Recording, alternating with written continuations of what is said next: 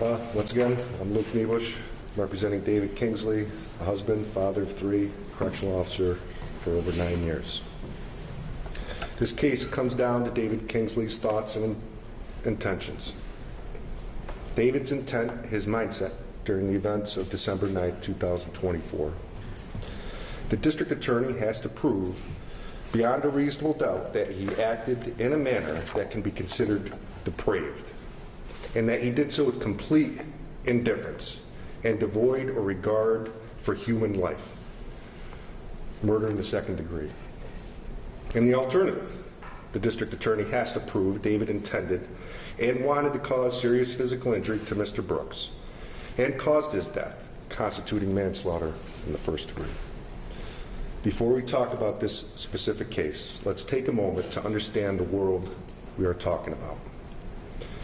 Correctional officers work in one of the most dangerous environments in our society. Every day, they step into a prison which runs rampant with drugs.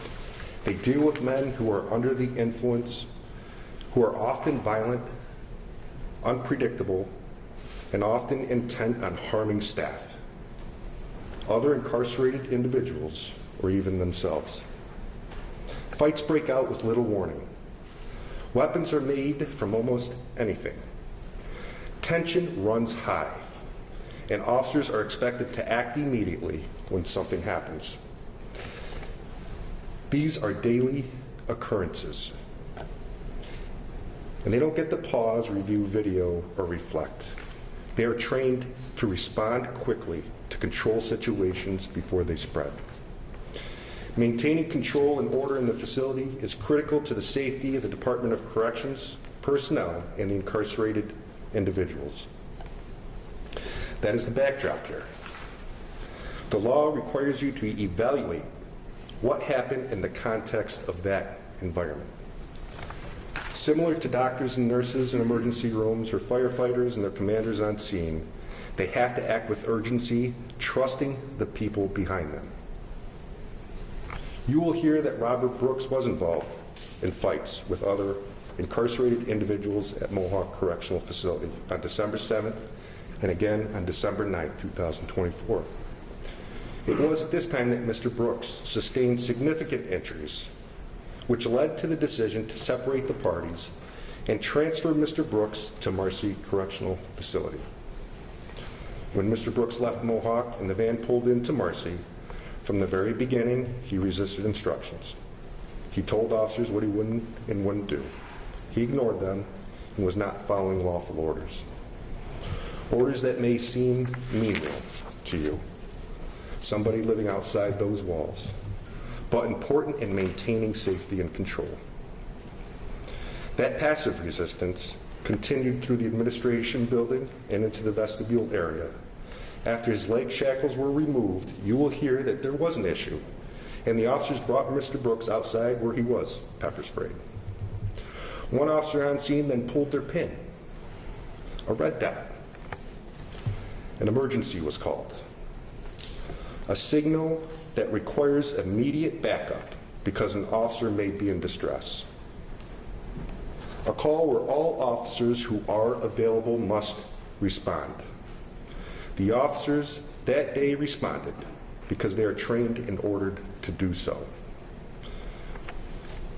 When a red dot is called, the responding officers have no idea what lies ahead of them or what they are getting themselves into.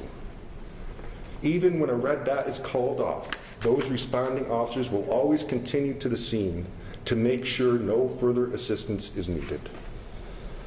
And what followed was a series of chaotic events. And you will see portions of this on video.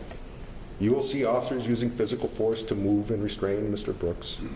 You will see strikes, attempts to get him to comply, and decisions being made in the moment, not after careful reflection. Now, the district attorney will show you those clips and say, look, that's excessive, that's depraved, that's indifferent. But your job will be to evaluate whether what you see meets the legal standard of depraved indifference or intentional infliction of serious injury.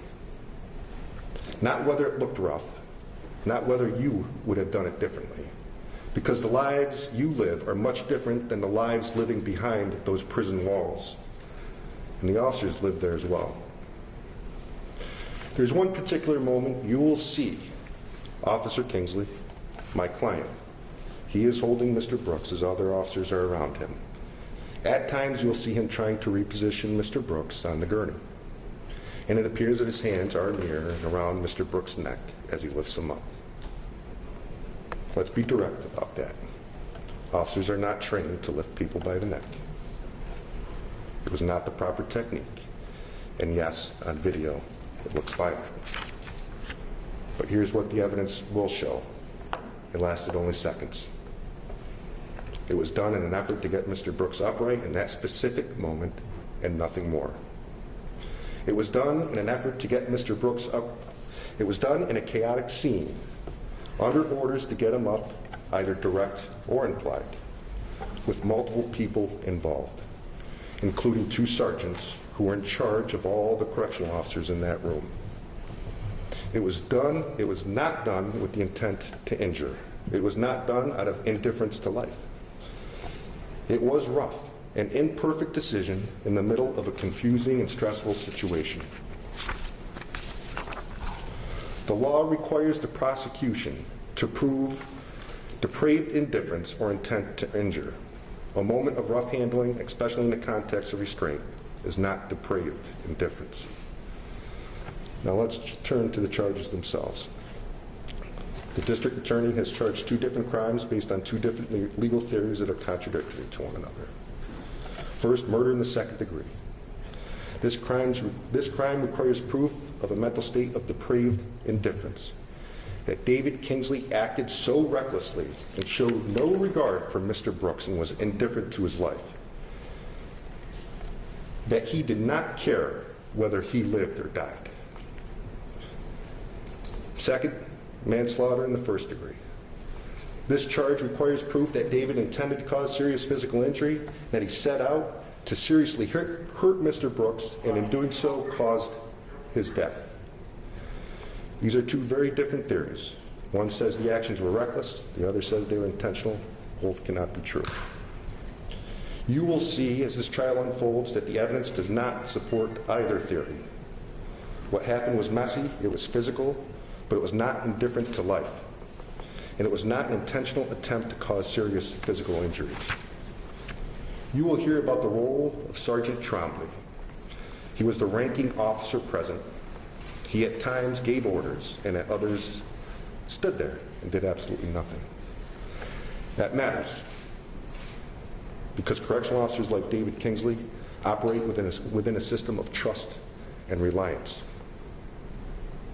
When a sergeant is present and giving directions, officers comply, because the sergeant is expected to have knowledge and understanding of the overall situation. The evidence will show that David Kingsley did not have knowledge of the overall situation. He did not start this incident. He wasn't there. He did not order it. He was not following along in a scene he had just arrived at after a red dot was called. Officer in need of assistance. As he was holding Mr. Brooks at times, but he never initiated any strikes. None. What's significant after all this, after the struggle, after Mr. Brooks was placed back on the gurney, another officer started to recognize that Mr. Brooks was in distress, and then something else happens. You will see David Kingsley, the first officer, to begin chest compressions. You will hear testimony about CPR being performed, about efforts to revive Mr. Brooks until an ambulance arrives. Ladies and gentlemen, this is not a depraved act by somebody who is indifferent to Mr. Brooks' life. It's an officer recognizing a medical emergency and doing everything he could as they are trained to save a life. This trial will not be about whether the video is easy to watch. It won't be. It will not be about whether the officers handled everything perfectly. They didn't. It will be about whether the prosecution proves, beyond a reasonable doubt, that Officer Kingsley acted with depraved indifference to human life. or with intent to cause serious physical injury. And when you look closely at the evidence, when you see the timeline, the orders, the chaos, the decisions being made in real time, you will see that burden has not been met. And at the end of this trial, the only verdict supported by the law and the evidence should be not guilty. Thank you. Thank you, Mr. Nicholas. Mr. Bluebrand, did you wish to make an argument on behalf of Mr. Gallagher? We changed the order there. Withdrawn. Mr. Loretta, do you wish to make an opening on behalf of Mr. Kefir? I do, Your Honor. Thank you. May it please the court, counsel, ladies and gentlemen of the jury. My name is David Longaretta, and I'm here with attorney Mark Curley, and together we represent Nicholas Kefir in this matter. Before I start my opening remarks, we want to thank each and every one of you for your willingness to participate in this process. Quite frankly, without your willingness to participate, our entire system of justice would come to a complete standstill. So again, we thank each and every one of you. Now, Nicholas Kefir. Nick Kefir is a family man. He has a wife, he has 3 young children. Nick has been a corrections officer for 10 years. Nick has been falsely accused of horrible, horrible crimes. And he has refused to plead guilty to something he did not do. Nick has demanded his right to have you, this jury, decide this case for Nicholas. Now, ladies and gentlemen, right from the outset, we ask you, keep an open mind. Remember that the indictment and the charges that Mr. Fitzpatrick had gone through in detail for you, okay, are mere allegations. They are not proof of anything. You even heard the judge say that. It's just a document. The prosecution in this matter bears the burden of proving each and every element of each and every crime to each of you beyond a reasonable doubt. You've heard a lot about beyond a reasonable doubt yesterday and today.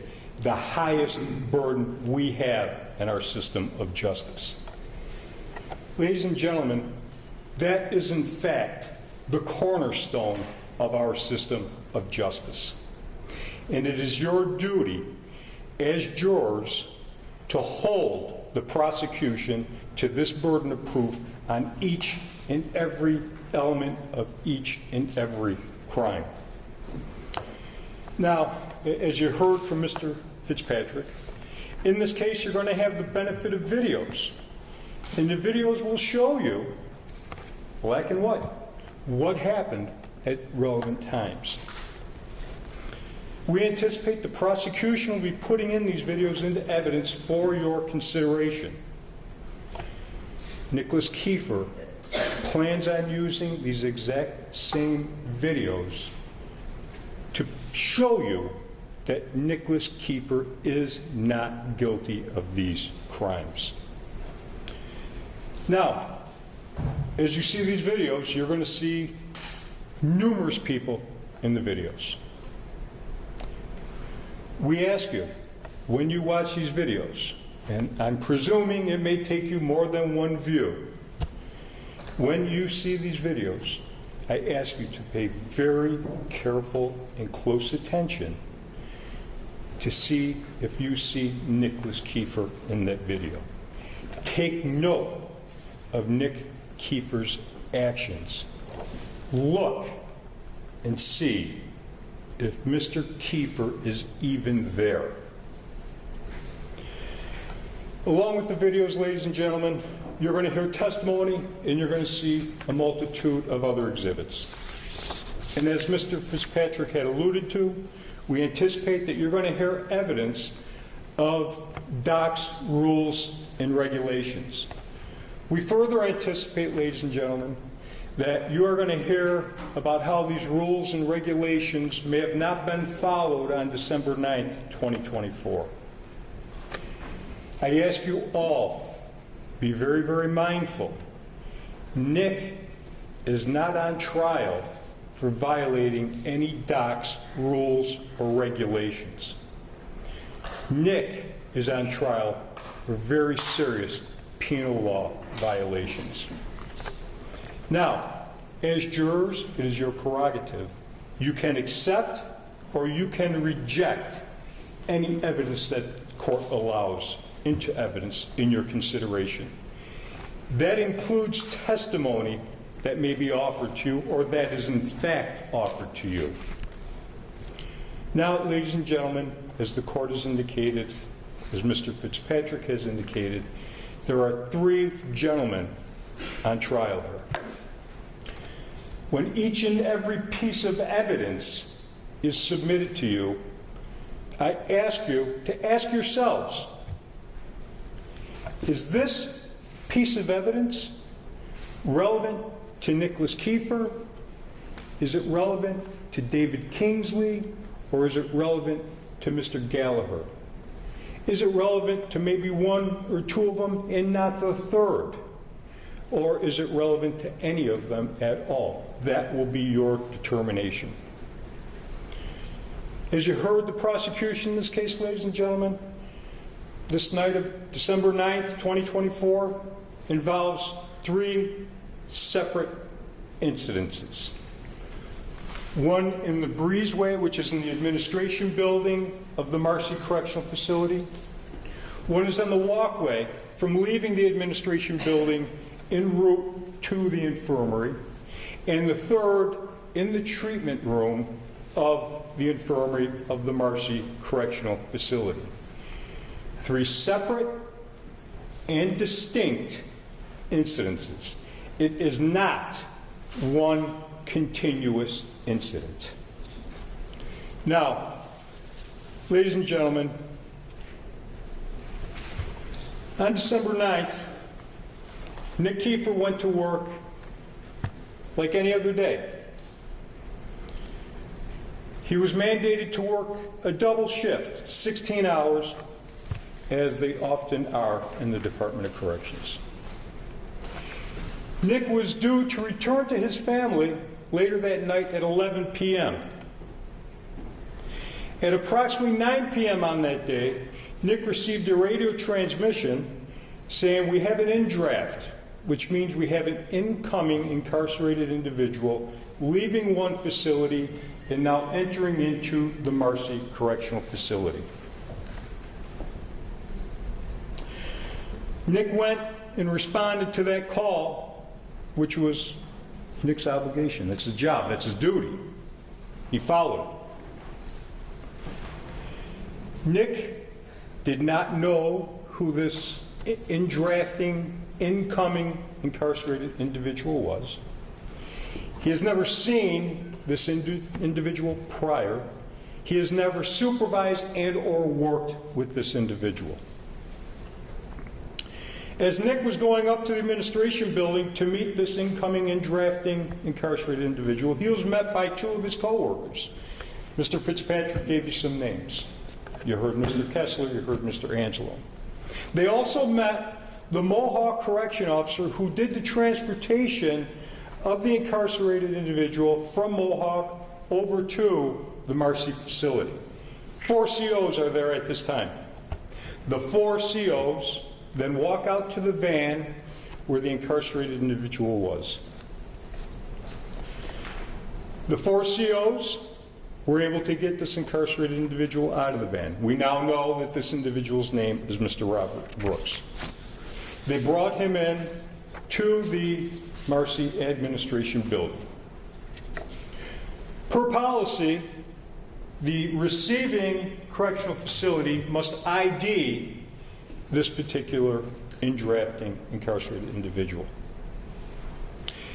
He was then brought into an area of the administration room which we call the breezeway.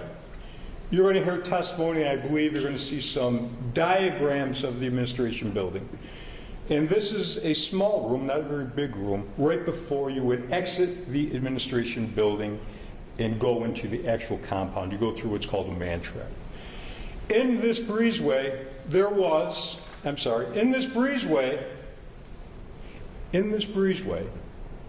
Mr. Brooks was unshackled by the Mohawk correctional officer. He took his mechanical restraints from him. Mr. Brooks is now unrestrained. In this small room, there was a use of force incident that did in fact transpire. Started by another correctional officer, not Nicholas Kefir.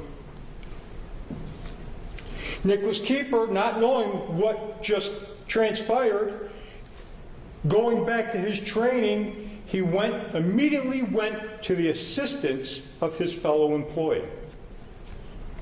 This entire breezeway incident, ladies and gentlemen, you're going to hear from a gentleman, Mr. Kessler. He said this whole incident lasted maybe 7 seconds. After this incident, Mr. Brooks, under his own power, albeit being escorted by 2 other COs, walked out of the breezeway onto this walkway, headed towards the infirmary. Mr. Brooks became non-compliant on this walkway. As you've heard, simple orders that may mean nothing to us carry big significance in the prison setting. He became non-compliant. He was put down to the ground. Nicholas Kefir then went and applied the minimum amount of pepper spray to gain compliance. Now, there's going to be a question, and we're certainly going to have questions for the medical examiner, whether or not this minimum application of pepper spray even had an effect on Mr. Brooks. Mr. Brooks was then handcuffed, not by Mr. Kefir, he was then handcuffed, and then he was escorted to the infirmary. Nicholas Kefir did not touch Mr. Brooks for the remainder of this night. Let me say that again. Mr. Kefir did not touch Mr. Brooks for the remainder of this evening. Mr. Brooks was in fact escorted to the treatment room. Now, Nicholas Kefir did enter the treatment room on a few brief occasions. You're going to see this in the video. But on the few occasions, for the mere seconds that Mr. Kefir was in that treatment room, there was no excessive force being applied to Mr. Brooks. In fact, ladies and gentlemen, you're going to hear testimony from one of the prosecution witnesses about how Nick Kefir was ordered out of the treatment room. Now, the prosecution is attempting to tie Nicholas Kefir to the actions of others, suggesting to you that he is somehow responsible via association. Ladies and gentlemen, as you've heard, the law requires more than that. It requires intent, it requires knowledge, it requires direct participation. We will show that Nick Kefir did not possess this requisite intent. He did not have the knowledge, and he did not aid or abet anybody. Nick did not act with malice. Nick is not guilty of depraved indifference murder. Nick did not intend to cause any serious injury that resulted in death, and he's not guilty of manslaughter in the first degree. Nick is not guilty of gang assault because he did not cause a serious injury. Nick is not guilty of these crimes. Ladies and gentlemen, we urge you to listen very, very carefully consider the evidence that you, pursuant to your oath, that you deem is pertinent when deciding this matter for Mr. Kefir. Remember, every person is entitled to a fair trial, and we believe you, the jury, will be able to do that and provide Nicholas Kefir his fair trial. At the end of this case, ladies and gentlemen, we are confident that you will find that the evidence that the people will produce does not meet beyond a reasonable doubt burden. It will not support the charges that Nicholas has been charged with, and that you will return a verdict of not guilty. I thank you all for your time. Thank you, Mr. Gallagher. Thank you, Your Honor. Mr. Bluegreen? Yes, Your Honor. Good afternoon, folks. Mr. Fitzpatrick is very impassioned, but you haven't heard a witness yet. You haven't seen a video, haven't seen anything. But you were promised a lot. And when the time comes, let's see what that adds up to as relates to one of the three people in the three trials that are going on, Matthew Gallagher. Whenever Matthew Gallagher's name is used, it's always associated with they. They. Because Matthew Gallagher didn't harm Robert Brooks. He didn't hit him. He didn't strike him. He didn't encourage others to strike him. He didn't deny him medical care. He didn't do anything that contributed to the death of Robert Brooks. Nothing. And I'm going to be specific, and I ask you your patience, because I'm going to go through the facts as you're going to hear them unfold. As you would expect, Matthew Gallagher, he's lived in this community, he's a husband and father. We'll get right past that. And we also know that Robert Brooks, whoever he was, doesn't deserve to be assaulted in prison. We all agree with that. But on December 9th, 2024, Matthew Gallagher was assigned as a CO to work something called rounds. He had 3 direct supervisors, 3 sergeants, Sergeant Trombley, Sergeant Mashaw, and Sergeant Ploss. He had 2 supervising lieutenants. These were his bosses. That's who gave the CO's orders that day. They gave out the orders. Now, none of them ordered anyone to beat Mr. Brooks. All right? I'm not going to say they ordered any of that. But they were in charge. They controlled everything that night. Chain of command. Any of you had served in the military, chain of command. A call came across the radio at Marcy that an inmate was being brought from the Mohawk Correctional Facility to Marcy. It's a nearby state prison. At the time, Matt Gallagher was in an area of Marcy called the Infirmary Building. That's where he was. He was in an open area with 3 other officers, with other officers coming in and out. It's a quiet night. And on the TV is a Tom Cruise movie being played. A couple of the officers are watching it. The Mohawk prison, their transport officers were bringing Robert Brooks over to Marcy. He had been involved in fights. You've heard that. Over several days. He had been struck in the head by an inmate with a padlock, swung and hit him. He had blood on his face, blood on his nose, cut to his eye, bruises all over his head. You may see pictures of those bruises. He had suffered a head injury, and he was talking gibberish at times. Gibberish. He thought he was going on an airplane flight that night. That's what he thought, where he thought he was going. But when the call came from Mohawk to Marcy that an inmate was coming over, Mr. Brooks, but that wasn't known, Matt Gallagher knew nothing. He didn't know Robert Brooks. He didn't know he had been injured. He didn't know why he was coming over, and he didn't know the crimes that he had committed that got him into Mohawk to begin with, that Mr. Fitzpatrick described to you, stabbing his girlfriend. All he knew was that there was an inmate coming from Mohawk to Marcy was some type of a problem. That's why they do transfers. Now, Matt was assigned to the transport van that night.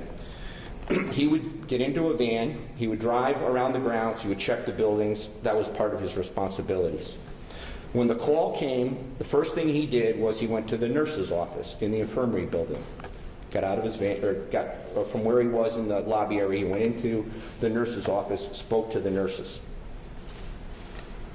He then quickly went outside to the transport van assigned to him. He was assigned a transport van. He got in, he started the van, and by the way, every second of December 9th, you can see Matt Gallagher on somebody's camera. Every second. You'll never lose sight of him. You will know exactly what he did that night. He got in his van, he started up his van, and he drove the van a short distance towards where the new inmate was going to be coming in. There's an area of the prison where the inmate would be coming in. And that was Mr. Brooks, but Mr. Gallagher didn't know that. His body camera, Matt Gallagher's body camera, shows that a second van was already at the location to pick up Mr. Brooks. It was driven by a CO, a correctional officer named Farina, Officer Farina. It was parked there. So Matt parks his van behind Farina's van, and he gets out and he starts walking up to where he expects the inmate to be coming from. Farina's van blocks Matt's view. He can't see. It's right in front of him. And it's nighttime, by the way. It's dark, and there's a long sidewalk up to where the inmate's going to be coming from. The side door of Farina's van is partially open, which tells Matt Gallagher that the plan is that the inmate's going to go in Farina's van and be transported someplace. So Matt, usually there'd be one or two people collecting an inmate who comes in on a transfer, and there's usually a sergeant, a boss, who's assigned up at the time of inmate being received. And Matt stands at Farina's van because he sees the officers, two officers coming towards him with an inmate, which is Mr. Brooks. He sees it. He stands at Farina's van, the door's open, and he stands there because he expects the inmate's going to come and going to be placed in Officer Farina's van. So he stands there. He doesn't move. But the officers pass right by him. They go, you'll see his video, go right by him. Nobody says a word to Matt Gallagher. They have Mr. Brooks in custody. They're bringing him along. Another officer follows, and then two more officers. So 5 officers had been up with Mr. Brooks in the intake area. And they all ignore Matt Gallagher. They all ignore him. He's just standing there. He then, when they go by him, there's nothing untoward at that point. Matt Gallagher goes to, leaves Farina's van, and he goes back to his van. And he gets into his van and he reparks his van. And then he gets out and begins following the other officers towards the infirmary. And you'll see his body cams. He can't see the officers. They're in the building already, but he follows their path.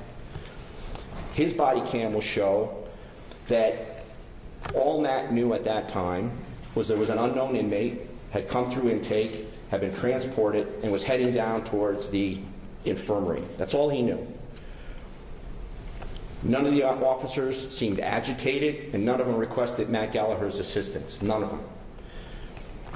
But what we do know from accounts, or at least I expect we'll hear some testimony, is that not only had Mr. Brooks been assaulted at another correctional facility, but he had been involved in an interaction which will be described to you in the intake area. Now, Matt Gallagher didn't know that, didn't see it, didn't see any evidence that anything had happened.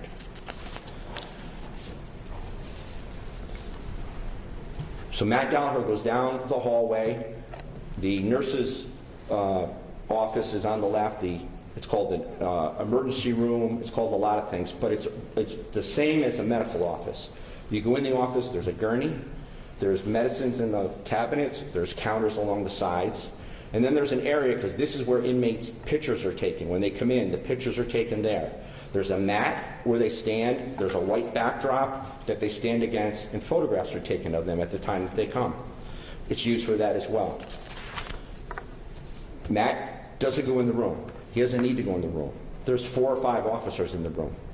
There's 2 sergeants, 2 bosses in the room, 2. And they're all in, he doesn't know what they're doing. He's down the hallway, and he's really doing nothing. He's just standing there doing nothing. He's chit-chatting with a couple officers, because there's officers in the hallway as well. And he stands there for a period of time. He wasn't needed. There was no need to have Matt Gallagher at that point in time. There were normal reasons that Mr. Brooks would have been brought into that room. Typical reasons, not because he'd been assaulted, but there's a lot of reasons that an inmate's brought there to document prior injuries from a prior facility so the new facility doesn't get blamed, to conduct a medical exam, because a medical exam is required when an inmate arrives. There's a lot of reasons he would be there. Nothing that would get Matt Gallagher thinking this is a problem.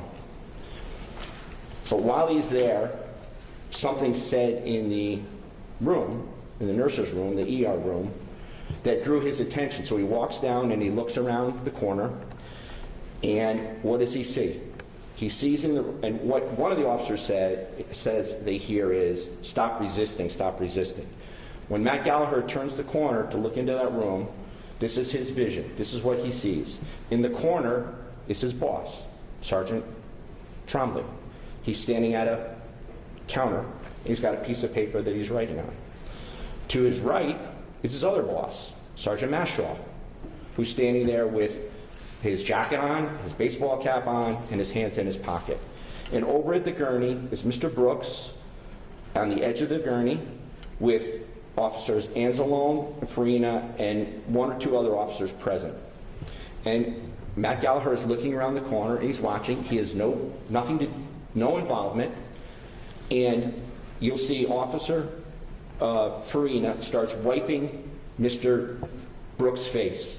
That's how it appears from the vantage point of Mr. Gallagher. He's got a white rag of some kind, or white Kleenex, and he's wiping his face. Could be any reason he's doing that. Could be blood, could be mucus, could be leftover OC spray if he was sprayed. It could be anything, or it could be he's trying to clear his mouth to look into his mouth for something being smuggled in. What happens at that moment is, it appears, Mr. Brooks bites down on Officer Farina's finger. That's what it appears. And Officer Farina reacts ridiculously. He loses it. He pulls his hand away and he punches in the face Mr. Brooks 3 times. And Officer Anzalone starts punching Mr. Brooks in the leg. It lasts 4 seconds, 3 to 4 seconds. That's how long it lasts. Mr. Gallagher's still back. The sergeants who are in charge are standing there, and none of them move. But then it stops. It stops. And you'll see then the officers then, and they're acting roughly. No question they're acting roughly.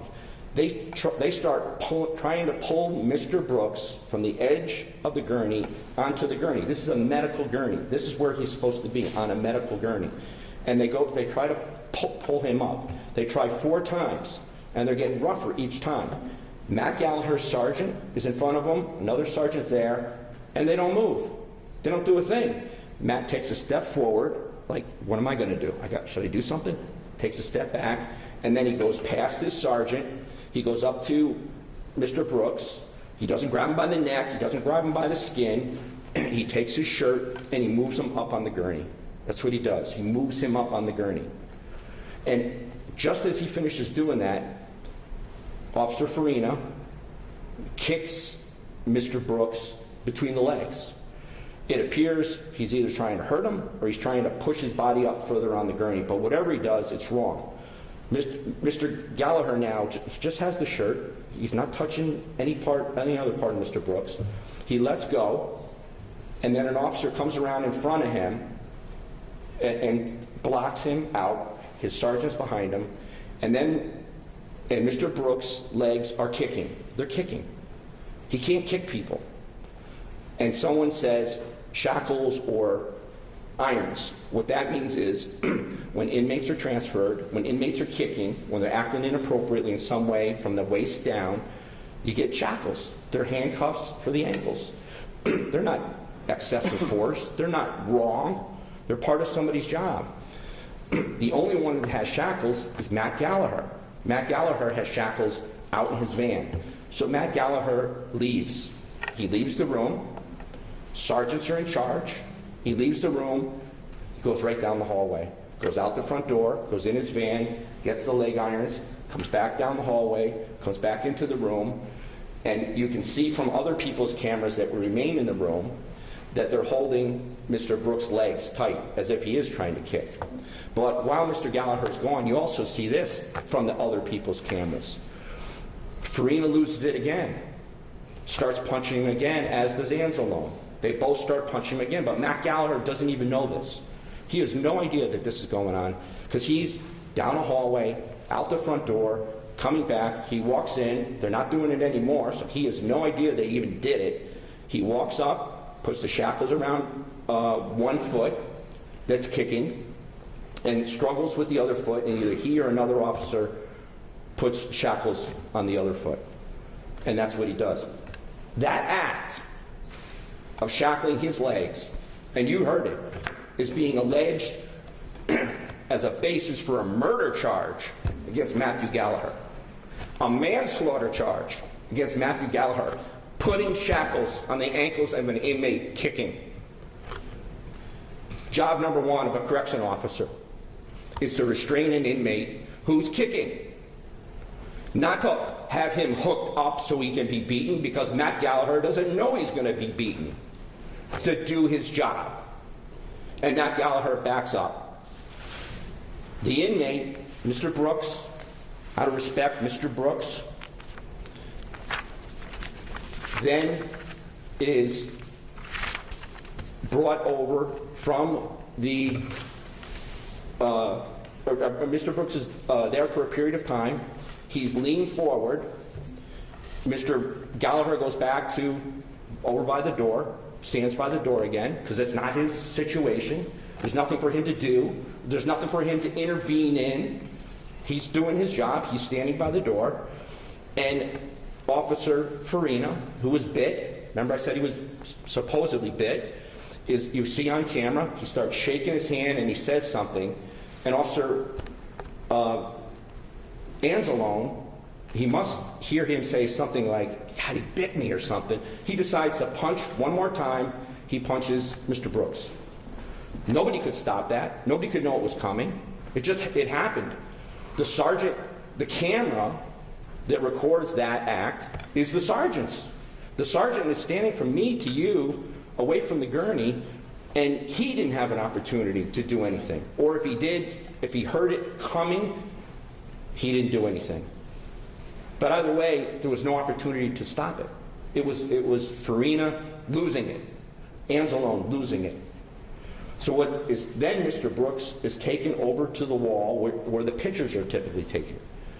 Somebody says the word camera, goes over to the wall. Mr. Gallagher stays in the room. They take him over by the wall. They put him in front of the white. The two officers that take him over are blocking the view of Mr. Brooks. It's unclear what they're trying to do. Whether they're trying to raise him up, take pictures, search him. It's unclear what they're trying to do. He's over there for a better part of a minute and a half. And then an officer comes over and unhooks the shackles. Mr. Brooks is brought back to the gurney. He's put back on the gurney. He's brought back roughly. No question, he's brought back roughly.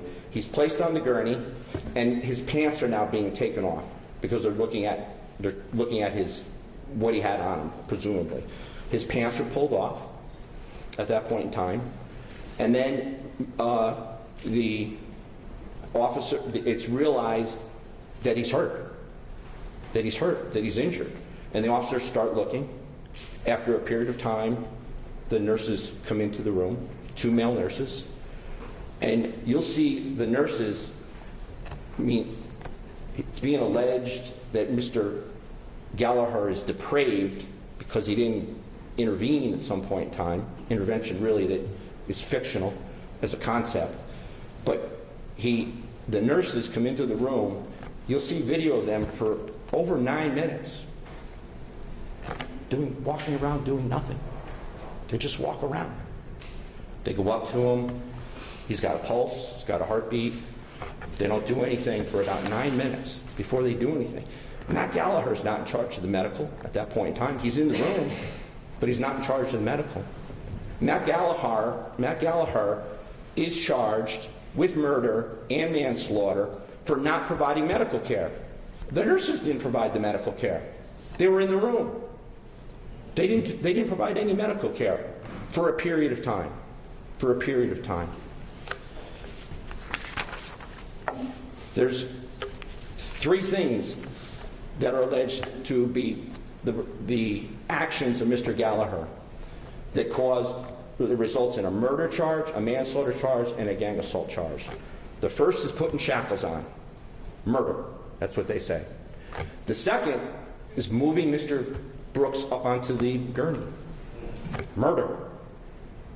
They say that's a murder. An accomplice to murder. And the third is not getting medical care when the nurses, when medical care came, when medical care was there, didn't do anything. They didn't think the situation required them to do anything. Yet they're charging Matthew Gallagher with murder and manslaughter.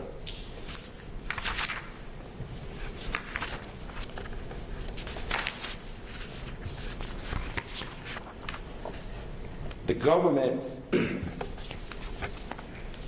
I gave you a lot. I gave you a lot of facts, and I'm trying to be fact specific. Because as you recall, there's 3 trials. The fact trial, I'm trying to address the fact trial. I'm not trying to talk pie in the sky kind of things and get all emotional and try to convince you of anything other than say, these are the facts that are going to come, these are what you're going to see. And I gave you a lot. I don't expect you to remember it. And I think the other lawyers said they don't expect you to remember it. It's too much information coming at once. But I do expect that I've given you a sense of how to look at the proof through the lens of what Matthew Gallagher knew and how Matthew Gallagher acted based upon what he knew. You will be judging his actions specifically, where he was when the assaults of by the officers occurred, and how he did the best he thought he could do under moving situations, a situation he didn't create, a situation he came upon that others were involved in. And at the end, I'll ask you to find Matthew Gallagher not guilty on all the charges, despite how mistreated Mr. Brooks was, despite that.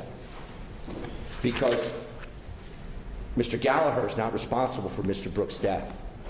And I don't say that in the sense of, close my eyes, close my ears. He did the best that he could under the circumstances in front of him.